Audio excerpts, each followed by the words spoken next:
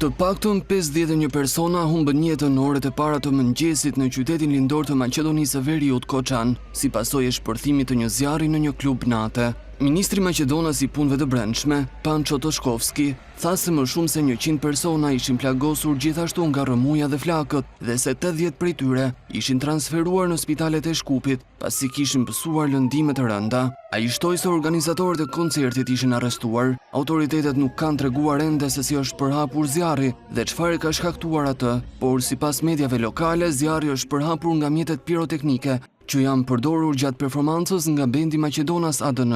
Në kohën e shpërthimit dhe përhapjes së zjarrit në diskotekë ndodheshin 1500 persona. Në mëngjes shumë njerëz u pan përpara objektit në Koçan për të kërkuar familjarët e tyre, pasi nuk e dinë ende nëse janë gjallë apo kanë humbur jetën. Kjo është një ditë e vështirë dhe shumë e trishtueshme për Maqedoninë. Humbja e kaq shumë jetëve të rinjve është e pazëvendësueshme dhe dhimbje e madhe për familjet, të afërmit dhe miqt, shkroi kryeministri Maqedonas Mickoski. Ai anuloi udhëtimin e tij në Podgoricë për takimin e nesërm të Partive Popullore Europiane, ndërsa siç njoftoi qeveria maqedonase, do të kërkohet edhe shtyrja e samitit të Ballkanit Perëndimor që është planifikuar të mbahet në Shkup të mërkurën dhe të njëjtën. Për incidentin BE reagoi përmes kryediplomatës Kaja Kallas, e cila tha se është thellësisht e mërzitur nga lajmi për tragjedinë. Ngushëllime të gjithë të prekurve nga kjo tragjedi, uroi shërim të shpejtë për të plagosurit. BE ndan dhimbjen me njerëzit e Maqedonisë së Veriut, shkroi kryediplomatja Kallas në rrjetin social X. Po ashtu ngushëllime familjarëve të viktimave dhe liderëve Maqedonas i uruan edhe presidenti e Kosovës Vjosa Osmani dhe kryeministri Albin Kurti.